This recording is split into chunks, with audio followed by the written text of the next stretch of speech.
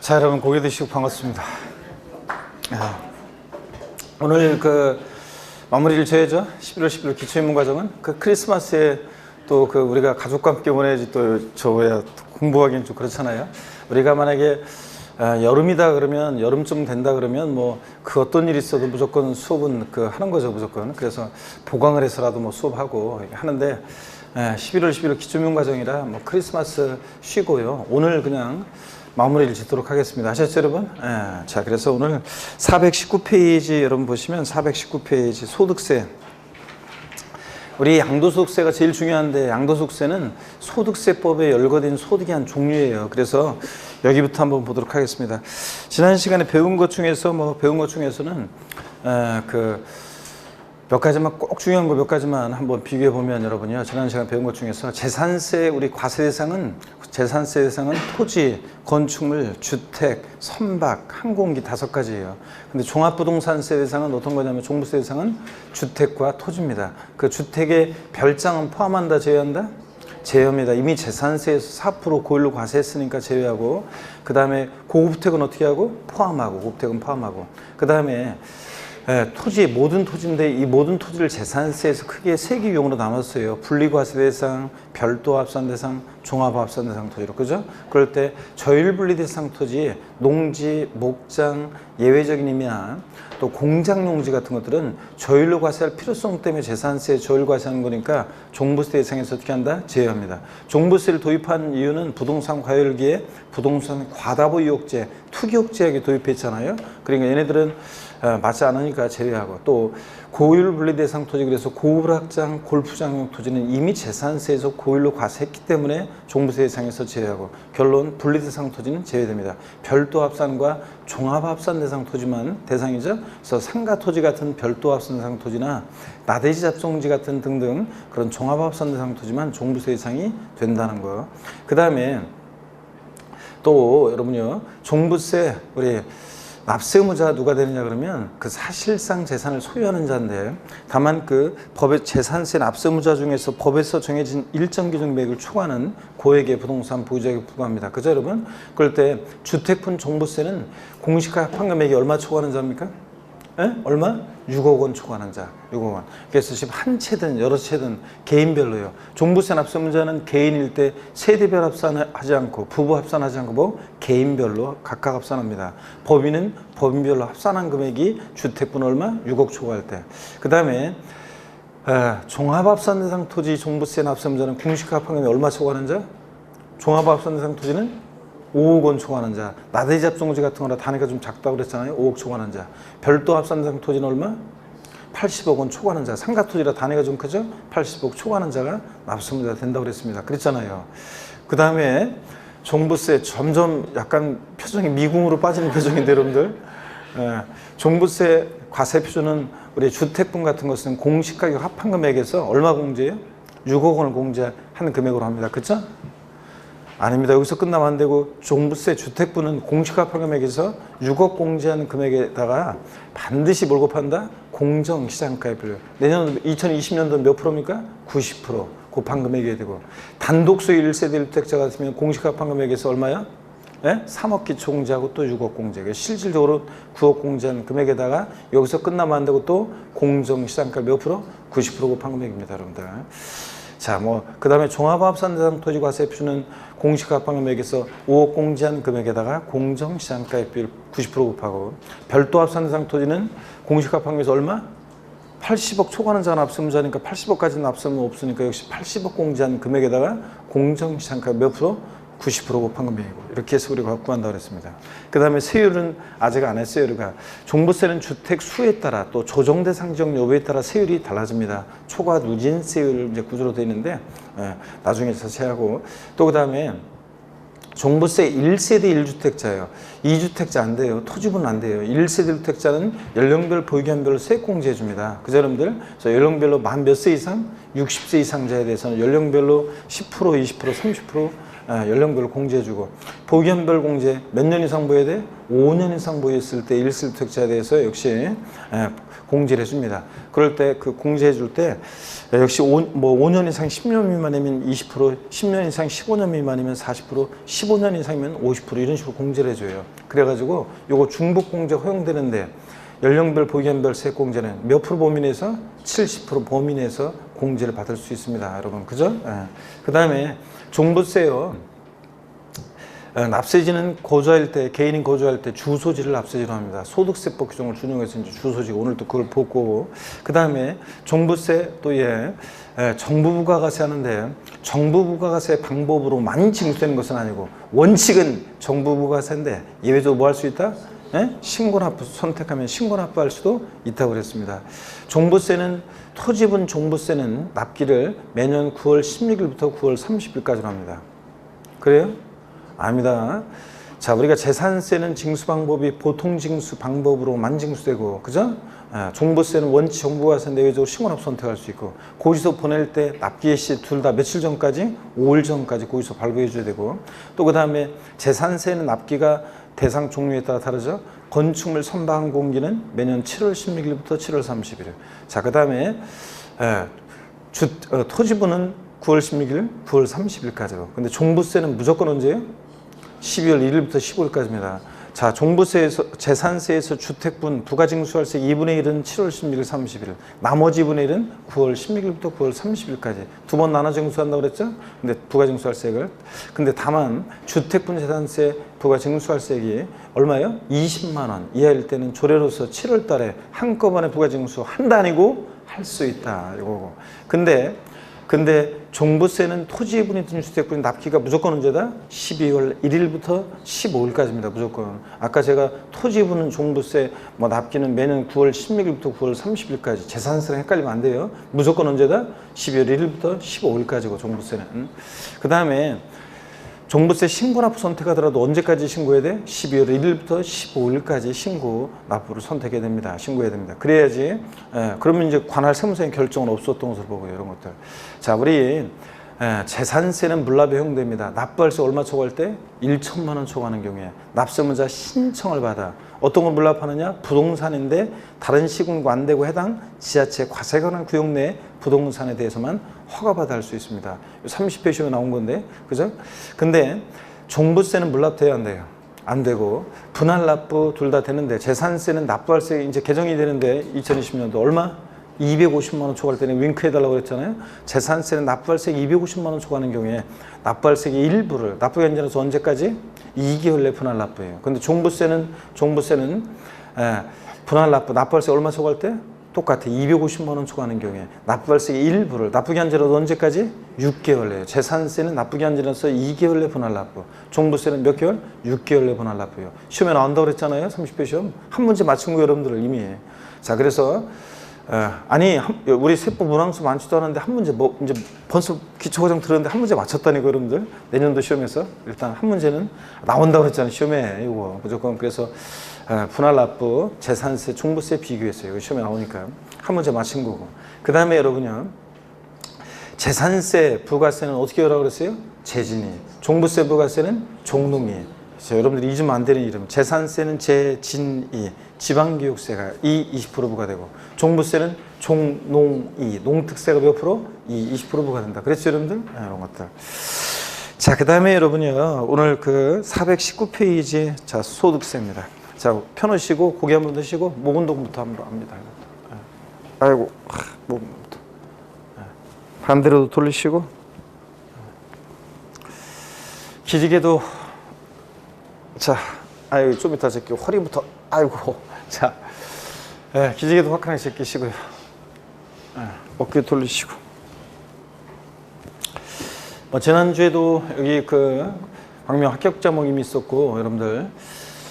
그래서 공부 꾸준히 하신 분들은 역시 다 합격자 저 올리고, 또 특히 저녁반에, 저 직장 다니면서 온 저녁반에 와가지고 이렇게 수업을 막 틈틈이 빠지고 막 그런 수강생이 있어가지고, 제가 좀 불안하다 싶었는데, 아유, 안 되겠구나, 안 되겠지? 막 이렇게 생각했던 수강생도 있었는데, 근데 막판에 열심히 해가지고, 합격했더라고. 그래서 내가 얘기했어요. 나 떨어질 줄 알았는데 어떻게 합격했냐 내가 그러면서 얘기했는데 막판에 또 열심히 또 하니까 되더라고요. 그래서 평상시 불안했었는데 그래도 처음에 좀 이렇게 수업 계속 듣다가 중간에 이렇게 막 회사 바빠가지고 불안하고 그랬었는데 나중에 또 열심히 막판에 공부해서 또 합격했더라고요. 그래가지고 뭐 또 대부분 사람들은 또 합격할 만한 사람들이 평상시 꾸준히 공부한 사람들 막 공부할 때는 불안해가지고 뭐 또 떨어지면 어떡하냐 뭐 안 될 것 같다 막 안 되면 어떡하냐 막 걱정하고 그랬는데 제가 무조건 합격하니까 걱정하지 말라고 했었는데 그 공부할 때는 그렇게 불안하고 그러더니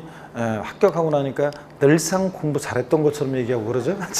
본인이 늘상 공부 잘했던 것처럼. 그런데 그러다가 결국은 합격했고 어떡하네. 그래서 합격자 얼굴에 또 다른 뭐 곳에서도 지금 그 지난주에는 계속 그 일요일까지 해가지고 합격자 모임이 계속 있어가지고 그 행사 이제 그 계속 다니고 그랬습니다. 그래서 특히 이제 그 뭐 인강 이제 그 좀 회사 큰 데는 저 인강에서는 저 수강생들은 1년 동안 제 얼굴 그 저 계속 모니터만 봤다가 처음 보잖아요. 그러니까 줄 서가지고요. 그 사진 찍는 곳에 제가 이렇게 서 있으면 줄 서가지고 한 사람씩 와가지고 사진 찍고 포토 그 뭐라고 하죠? 자, 그런 사진 찍는 그런 타임도 갖고 그래가지고 저 사진도 찍고 막 그랬습니다. 뭐 그 해외에서 공부한 해외 그 동포도 있어요. 호주, 뉴질랜드, 중국 뭐 다양한 곳에서 공부하다가 합격한 분도 계시고 최고령자 뭐 제가 뭐 원래는 더 고령자도 계신데 그 요번에 그 합격자 모임에 온 그 최고령자는 71세 그 되신 분도 합격하셨고 또 뭐 저 작년에 합격하신 분 중에는 전 환경부 장관이셨는데 연세 많이 드셨어요. 70대. 근데 환경부 장관 하시고 그랬던 분인데 중개사 합격해가지고 또 하신 분도 계신데 요번에 또 행사 또 오셨더라고요. 또 자 그런 분도 계시고 하여튼 여러분들 내년에는 반드시 여러분이 합격의 그 주인공이 되리라 믿습니다. 그래서 지금부터 여러분들이 하시면은 뭐 어떻게 문제 나와도 합격할 수 있습니다. 419페이지 여러분 보시면요. 소득세인데 자, 그 총설 한번 볼게요. 의의를 한번 여러분 읽어볼게요. 소득세는 어떤 세금이냐? 자연인 개인의 소득에 부과하는 세금이겠죠? 자, 한번 보겠습니다. 의의를 한번 제가 한번 읽어볼게요. 소득세는 개인의 소득을 대상으로 하여 부과하는 조세이다. 그렇죠? 법인이 소득 발생하면 법인세고 소득세는 우리 같은 자연인 개인의 소득에 부과합니다. 소득을 과세 대상으로 한다는 점에서 법인세와 동일하나 법인세는 법인의 소득에 과세되는 반면에 소득세는 우리 같은 자연인 개인의 소득에 과세한다는 게 다른 점이고요. 소득세 특징을 보니까 직접세고 또 2번 종합과세, 분류과세 이런 말이 나오잖아요. 이게 무슨 얘기인지 제가 좀 소개를 해드리겠습니다. 일단 소득세법에 열거된 소득의 종류부터 제가 좀 소개해드리고 소득세 과세 방식인데 요 얘기를 좀 해드리겠습니다. 여러분 보세요. 자, 여기 보시면 우리 소득세법에는요 8가지 소득이 열거가 돼 있어요. 그래서 한번 보시면 소득세법의 소득의 종류에는 8가지 소득이 있습니다. 그래서 8가지 소득인데 어떤 게 있냐면 먼저 종합소득이요. 종합소득. 종합소득. 종합소득에 대한 소득세를 우리가 종합소득세 이렇게 얘기해요. 여기서 6가지가 있고요. 그 다음에 직장을 오래 다니다가 퇴직하면서 발생하는 퇴직소득. 그 다음에 양도소득이요. 자, 여러분 우리 같은 개인이 부동산 등을 양도하면서 발생하는 양도소득에 대한 소득세를 우리가 양도소득세 이렇게 얘기합니다. 그럴 때 종합소득에는 6가지가 있다고 하는데 어떤 게 열거되어 있냐면 이자소득이요. 이자소득. 여러분들이 은행에다 예금해 놓으면 또 배당소득, 주식 등에 대한 그 배당소득, 그 다음에 사업소득, 그 다음에 근로소득, 또 연금소득. 자, 그 다음에 기타소득 이렇게 해가지고요. 소득세법에 이렇게 해서 6가지 소득이 열거가 되어 있는데 종합소득에. 근데 보세요. 이자, 배당, 근로, 연금, 기타소득, 퇴직소득은 우리 시험과 관계가 없습니다. 우리 시험은 사업소득이 우리 시험과 관계가 되는데 그 사업소득에도 많은 사업소득의 종류 있어요. 그래서 저 같은 강의하는 사업자로서 저도 사업소득에 대해서 매년 종합소득세를 내고 있습니다. 근데 그런 사업소득도 있지만 우리 시험은 부동산 관련 사업소득 3가지가 우리 시험범위에요. 그래서 부동산 보유 중에요. 대여를 해요. 그래서 임대업을 통한 소득, 부동산 임대업을 통한 소득, 또 부동산을 사업적인 목적을 갖고 팔아요. 매매업을 통한 소득, 매매업을 통한 소득. 또 그 다음에 주택을 신축해서 판매합니다. 건설업을 통한 소득이요. 주택을 신축 판매하는 건설업을 통한 소득. 이렇게 해가지고 이 세 가지가 우리 부동산 관련 사업소득으로서 우리 시험인데요. 시험범인데. 우리 시험은 이 세 가지 중에서 특별히 부동산 임대업을 중심으로 시험 문제가 한 문제가 출제가 됩니다. 그래서 이게 이제 임대업에서 시험 문제가 한 4, 5년 계속 나온 적도 있어요. 연달아서. 근데 또 좀 안 나오다가 한 2년 안 나오다가 28회 때 시험 나오고 또 그러다가 지금 29회, 30회 안 나왔어요. 자, 그런데 항상 임대업은 나중에 이제 한 문제 정도를 대비해서 공부하시면 되고요. 매매업과 건설업은 뭐 그냥 의 정도만 하시면 되는 거고 특별히 뭐 중요하지 않습니다. 양도소득에 대한 소득세, 양도소득세가 중요하죠. 시험 문제는 여기서 대여섯 문제가 출제가 됩니다. 대여섯 문제가 출제되고 우리 시험에서 제일 중요한 세금이고요. 자, 양도소득이나 여기 매매업을 통한 소득이나 요 사업소득이나요. 둘 다 부동산을 매매업, 부동산을 파는 거예요. 우리 같은 개인이. 자, 양도소득도 우리 같은 개인이 부동산을 파는 거예요. 자, 근데 어떤 차이점이 있냐면 양도소득은 사업성 없이 파는 거예요. 우리 같은 개인이 사업성 없이 양도에서 발생한 소득은 양도소득이고 매매업을 통한 요 사업소득은 사업성을 가지고 파는 거예요. 사업성을 가지고. 그래서 사업성 여부에 따라서 양도소득과 사업소득 구별됩니다. 예? 똑같이 개인이 부동산을 파는데 양도소득은 사업성 없이 파는 거고 사업성 없이 양도한 소득에 대해서 부과되는 거고 사업성을 가지고 팔면 뭐고 사업소득이고 매매업입니다. 부동산 매매업. 그래서 사업소득과 양도소득은 사업성 여부로 구별이 됩니다. 그럴 때요, 이 소득세 과세 방식을 좀 한번 제가 소개해 드리면요. 소득세를 과세하는 소득세 과세 방식은요,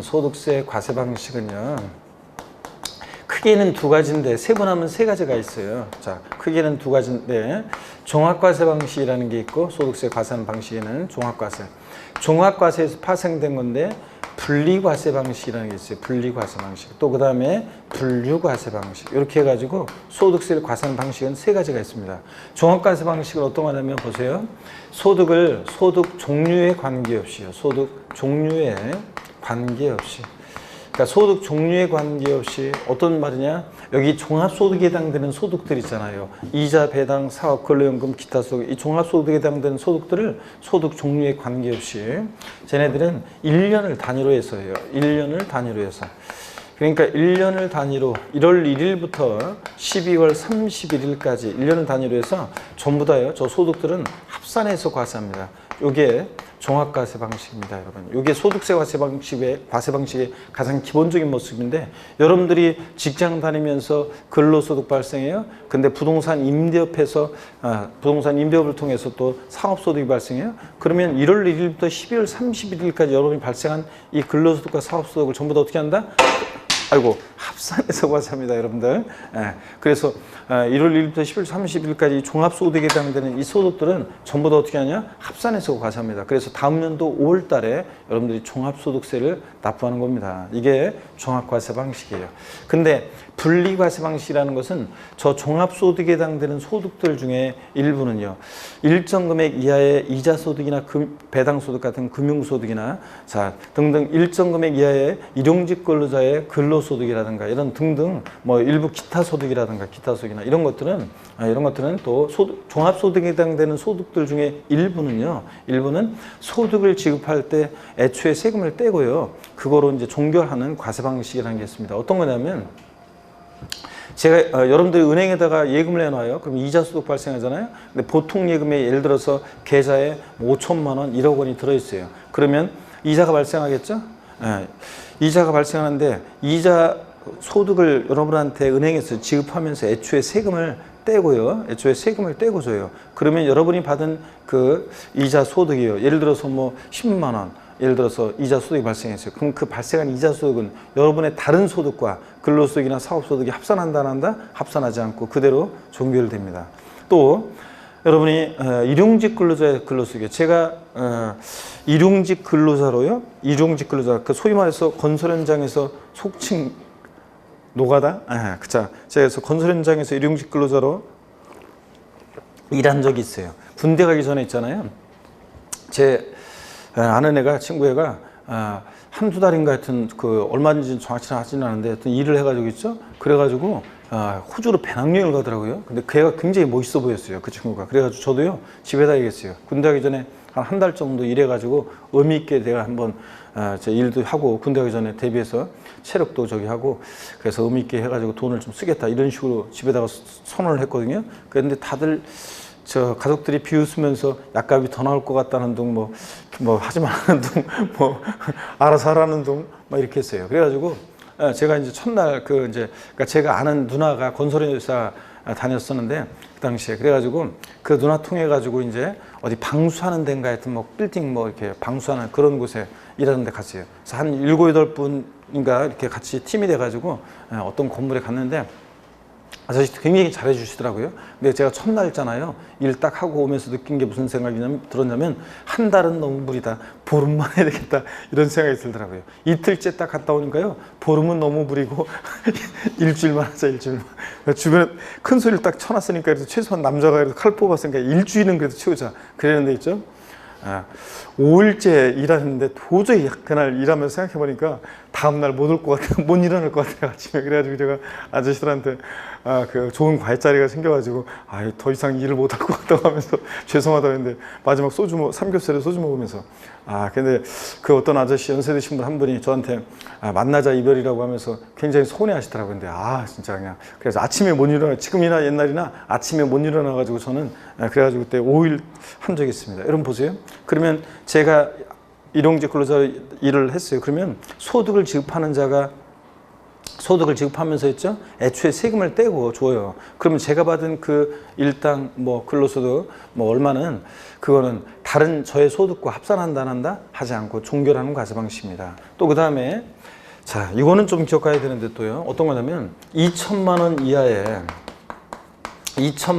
이하의 주택임대소득 있잖아요. 2천만 원 이하의 요 주택임대소득 이게 이제 2018년도까지 발생한 소득에 대해서는 이게 비과세였었어요. 2천만 원 이하의 주택임대소득. 여러분이 주택을 임대했는데 월세 받았는데 예를 들어서 그 소득이 2천만 원 이하다. 그러면 비과세였었는데 2019년 올해 발생한 소득은 여러분들 내년도 2020년도에 이것은 이제 소득세가 과세가 됩니다. 2천만 원 이하더라도. 근데 분리과세 합니다. 그래서 어떻게 하면 14%의 소득세 세율로 여러분이 2천만 원 이하의 올해 주택 임대소득이 발생했어요. 그럼 14% 세율로 해가지고 소득세를 계산해서 세무서에 내면요.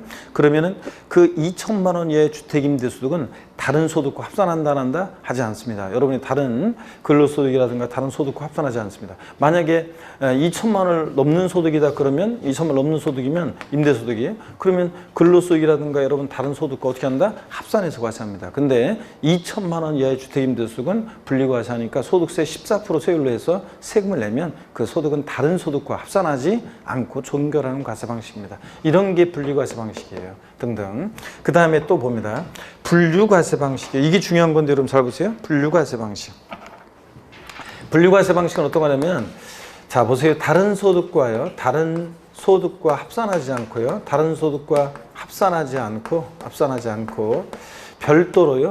구분해서 과세하는 방식이에요. 별도로 구분해서 과세하는 방식인데 어떤 게 분류과세하냐 그러면 어떤 게 퇴직소득과요. 퇴직소득과 양도소득이 채택하고 있는 과세 방식이에요. 그래서 우리 시험에서 제일 중요한 양도소득이 어떤 과세 방식을 채택하고 있냐? 분류과세 방식이에요. 그래서 여러분 분류과세 방식 요거 하나를 잘 기억하면 되는데 그래서 시험에 또 29회 시험 때는 정답지원도 나오기도 했었고요.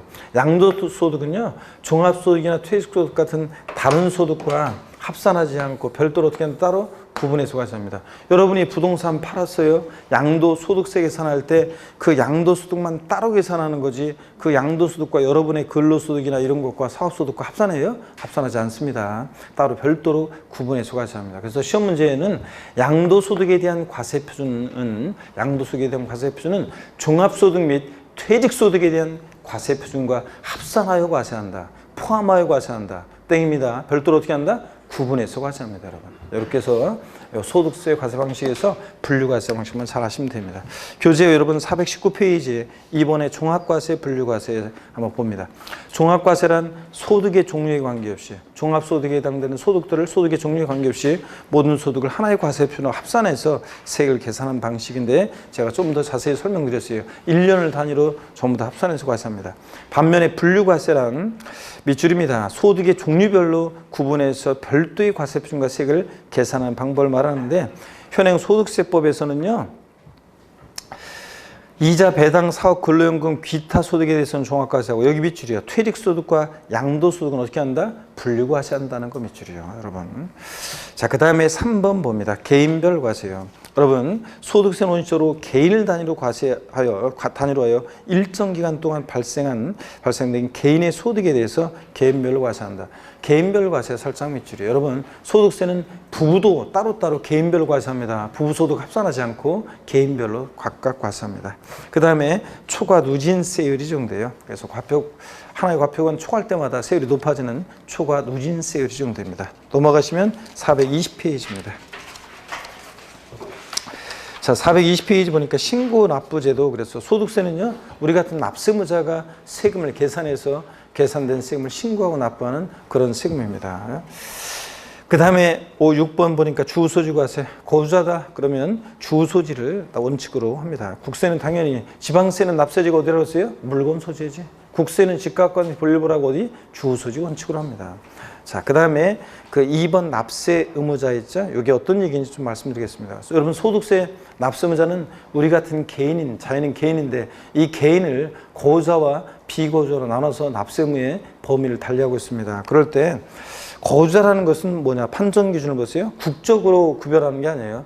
외국 국적 갖고 있어도 거주자가 될 수 있고요. 대한민국 국적 갖고 있어도 이제 비거주자가 될 수 있고. 그런데 거주자라는 건 뭐냐 그러면 국내, 항상 소득세에서 여러분 국내, 그럼 우리나라를 얘기합니다. 국내 주소가 있다? 자, 그러면 거주자입니다.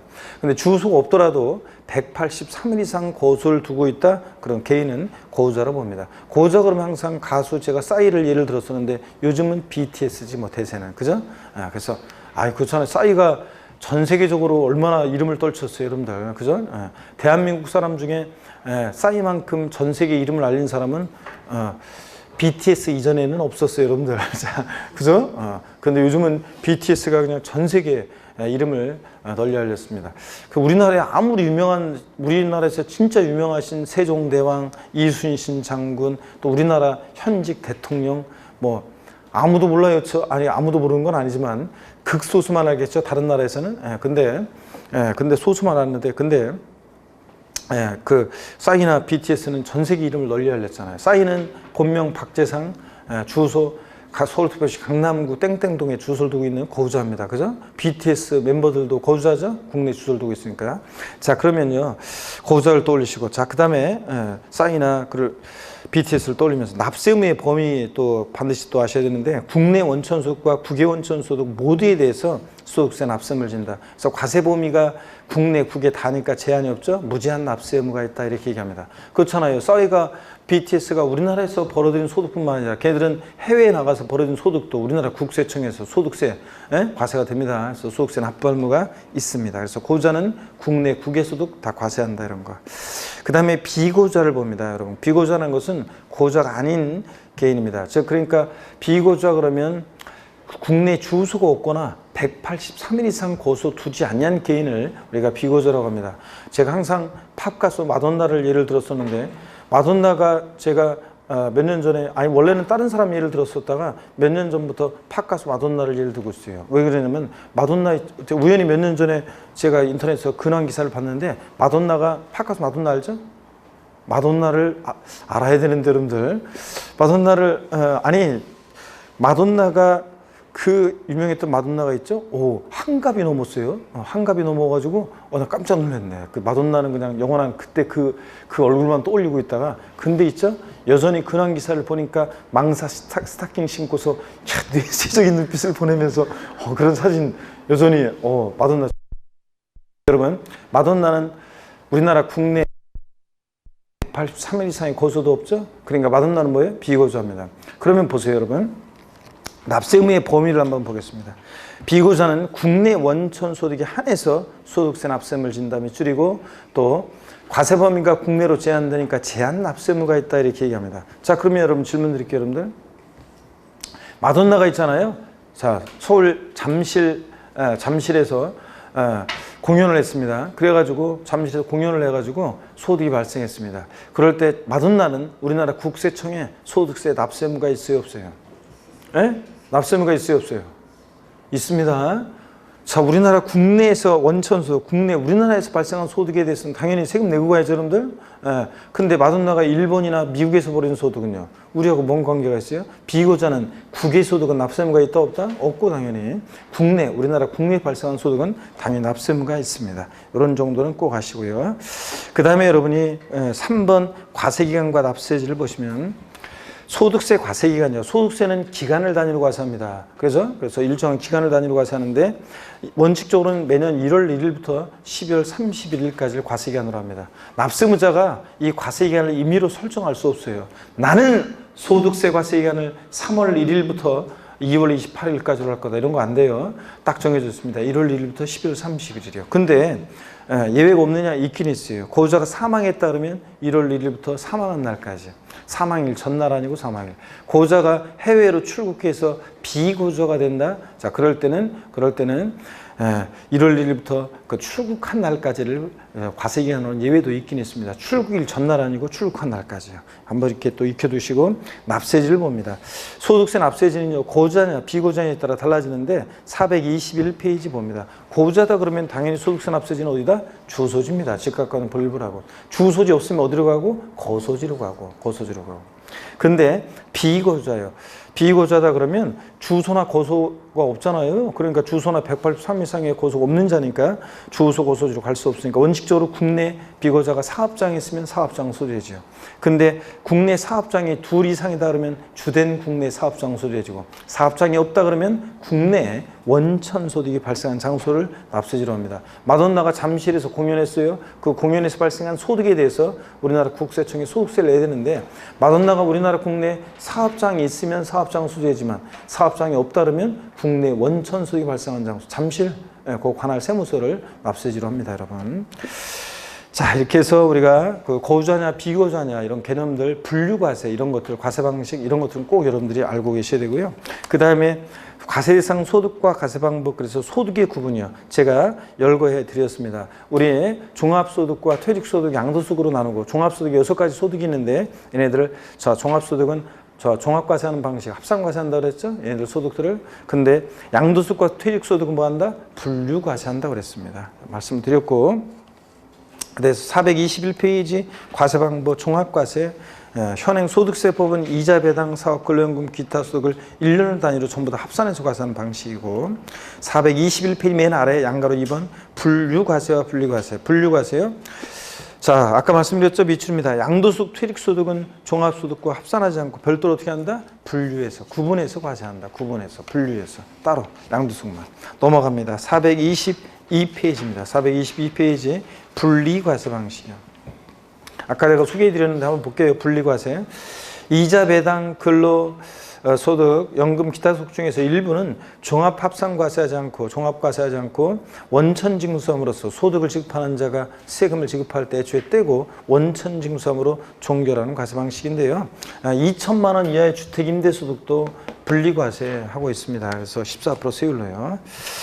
그 다음에 여러분 기타 부동산 관련 소득세 그래가지고요. 거기 뭐 건설업, 매매업, 임대업 이런 말들이 나오는데 신경 쓰지 마시고 가시면 되겠습니다. 일단은 지금은 참고적으로 읽어보시면 되고요.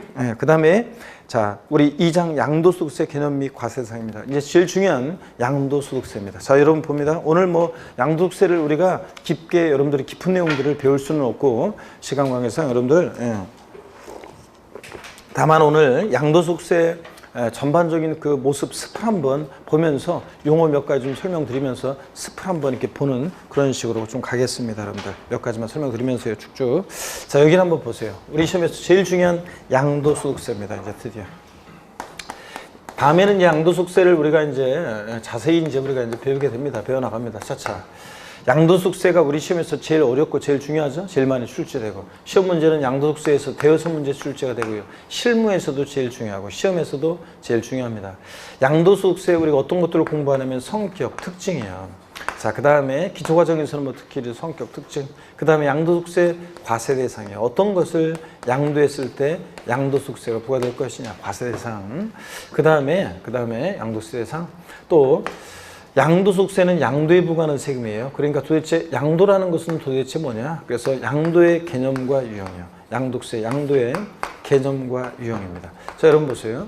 양도라는 것은 도대체 뭐냐? 그랬을 때 이 과세 대상하고 양도의 개념 유형은 묶어서 한 문제가 나오기도 하고 따로따로 한 문제씩 나오기도 하는데 26회 시험 때요. 최근만 보면 26회 때 과세 대상 한 문제, 양도의 유형 한 문제 따로 한 문제씩 나왔어요.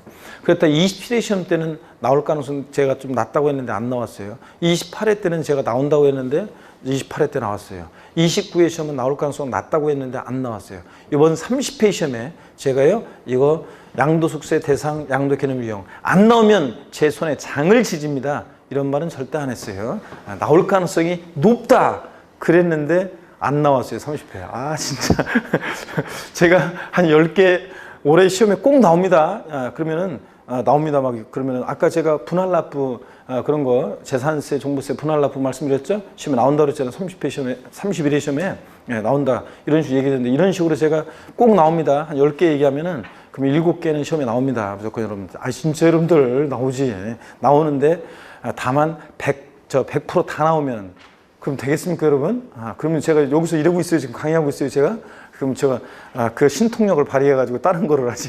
제가 그래서 여러분, 그 문제를 보지 않는 이상은 어떻게 다 10개를 다 맞춰요. 근데 7개, 예를 들자면 8개는 나옵니다. 근데 한두 개 안 나오기도 하고. 그렇지만 또 그 다음에는 또 중요한 거기 때문에 당연히 나올 가능성이 높겠죠. 그래서 원래 26회 때 나왔고 27회 안 나왔어요. 28회 때 나왔어요. 29회 안 나왔어요. 그러면 35분에 나와야 되잖아요. 출제자가 출제 그 패턴을 보고 최근에 기출문제를 갖고 들어갔으니까 최근에 기출문제 패턴을 보고 출제를 해야 되는데 이번에 출제 들어간 사람은 처음 출제하신 분이 들어가가지고 문제를 그냥 아예 기출 무시하고 그 안에 다 그런 건 아닌데 한 너댓 문제가 5문제 정도는 아예 그 문제 자체가 좀 이렇게 심플하게 내도 될 걸 갖다가 괜히 뭐 이렇게 좀 저기 하게 내려고 노력을 하고 막 그런 문제였어요. 그리고 안 나왔어야 되는 그런 부분에서 문제 나오기도 하고 도대체 중개사가 어떻게 중개사들을 세무사 뭐 준비하는 것도 아니고 중개사 준비하는 사람들의 수준을 봐서 양을 최대한 이렇게 기출 때 패턴을 보고 출제를 했어야 되는데 그러지 않고 출제를 해가지고 몇 문제 같은 것은 아주 좀 지원하겠어요. 특히 양도세에서 5문제 출제되는데 3문제가 출제 안 되는 부분에서 이렇게 출제가 되고 그래가지고 좀 이번에 어렵게 느껴졌던 그런 시험이었습니다. 28회 시험은 지문이 됐다시 길게 출제돼가지고 문제 자체는 몇 문제 빼놓고는 이제 문제 자체는 그렇게 어렵지 않은데 전반적으로 지문을 굉장히 민법 지문처럼 그냥 길게 출제해놓고 그랬었는데 요번 30회 시험은 또 이렇게 아주 그냥 문제를 좀 그렇게 출제했습니다. 31회 시험은 다행입니다. 여러분들은 아니 요번에 시험 봤으면 세법이 어렸을 건데 내년도에는 글쎄요 올해처럼 또 그런 식으로 지저분하게 출제하지는 않을 겁니다. 왜냐하면 각 과목별로 전년도 그 평균을 그런 거 통계를 보고서 이제 또 출제할 거니까 일단은 내년도에는 조금 그래도 오래 같지는 않으리라 생각하는데 어떡하네 내년에는 올해 안 나왔으니까 양도소득세 과세상 양도 개념 유형이요. 올해는 안 나왔으니까 내년에는 나올 가능성이 굉장히 높습니다. 여러분들 나온다 이렇게 생각하고 대비하시고요. 여기서 문제가 나오면 여러분한테는 좋은 거예요. 문제 자체가 어렵지 않고 지문이 짧기 때문에 여러분 여기서 나오길 바라야 되고요. 그 다음에 나올 거고 또 봅니다. 양도소득세에서요. 양도 또는 취득의 시기 어느 때를 양도 시기로 하고 취득 시기로 하느냐 보세요. 우리 양도소득세는 보유기간이 굉장히 중요해요. 여러분 보유기간 몇 년 보유하고 파느냐 이 보유기간에 따라서 양도소득세는 세금을 한 푼도 안 낼 수도 있고 또 세금이 과세가 되더라도 보유기간에 따라 달라지는데 보유기간 그러면 우리가 당해재산 취득일로부터 양도일까지를 우리가 보유기간이라고 해요. 그럼 어느 때를 취득일로 하고 어느 때를 양도해야 하느냐 이 보유기간에 따라서 양도세는 달라집니다. 이 양도 및 취득 시기가 보면 최근에 보면 양도 및 취득 시기가 29회 시험에 나왔어요.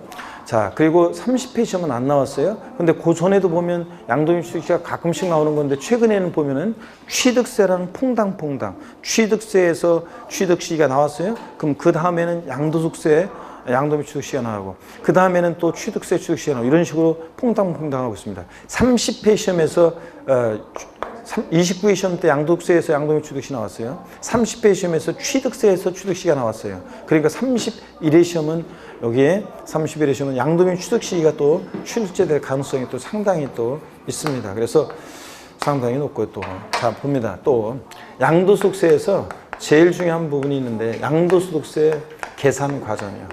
양도소득세를 계산하는 과정에 여러분요 오늘 이제 한번 맛배기로 보게 될 건데요. 양도세 계산하는 과정 있죠?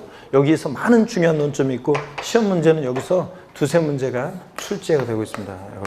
그래서 양도세는 어렵다 그러면 어디가 어려운 거냐면 여기가 어려운 거예요. 여기가 어려운 거고 양도세 또 계산 문제도 또 여기서 또 나오고 그래서 여기가 어려운 부분이고 그래서 잘 여러분들이 보셔야 되는 중요한 부분이고요. 양도세 세금을 계산했으면 내야죠. 납세지를 어디로 가고 또 그 다음에 납세 절차. 양도소득세는 여러분 신고 납부하는 세금이에요. 그때 신고 납부하는데 언제까지 신고 납부하는지 예정 신고 납부라는 것과 확정 신고 납부라는 것이 있거든요. 그런 것들이 어떤 것인지 등등. 이 납세 절차도 시험에 항상 출제 1순위입니다. 항상 종합 문제로 대여섯 문제 나올 때 양도세 한 문제는 종합 문제로 주로 잘 나오기 때문에 골고루 섞어서 나올 때 독립한 문제든 종합 문제든 다른 걸로 나옵니다. 그 다음에 양도소득세요, 비과세요. 어느 경우에 양도소득세를 비과세하느냐. 이 비과세도 시험에 매년 나오는 건 아니지만 거의 매년 이렇게 나오고 있습니다. 그래서 최근에 29회 시험 때 나왔는데 30회는 안 나왔지만 그래도 비과세가 중요하고 이런 것들 테마로 해서 우리 양도세를 대여섯 문제가 출제가 됩니다. 또 공부하고요. 그래서 이런 부분들 중심으로 우리 양도세를 공부하도록 합니다. 오늘 이번 기초민 과정에서는 시간 배분이 많지 않아서 오늘은 용어 위주로 보면서 이런 것들 한번 쭉 어떤 건지 한번 쓱 스프를 한번 보고 가겠습니다. 자, 여러분 422페이지입니다. 422페이지 먼저 2장 양도의 개념 및 대상에서 의의입니다. 여러분 양도소득세라뇨 우리 같은 개인이 사업성 없이요 비사업적 일시적 우발적으로 부동산 등을 대가를 지불하고 처분함으로 인해서 발생하는 소득에 대해 대가를 지불하고 그러는데 대가를 지급받고겠죠. 대가를 지급받고 그 다음에 처분함으로 인해서 발생한 소득에 대해서 다른 소득과 합산하지 않고 종합소득이나 퇴직소득 같은 다른 소득과 합산하지 않고 별도로 부과하는 분류과세하는 소득을 말한다. 양도의 개념 봅니다. 양도세에서 양도라는 것은 도대체 뭐냐? 그럼 보면 양도세 양도라는 게 뭐냐? 자, 그래서 양도의 범위, 양도세 양도는 뭐고, 자, 양도의 유형 이런 것들 있잖아요. 잠시 쉬었다가요 본격적으로 제가 좀 소개를 해드리겠습니다. 잠깐 쉬겠습니다, 여러분들.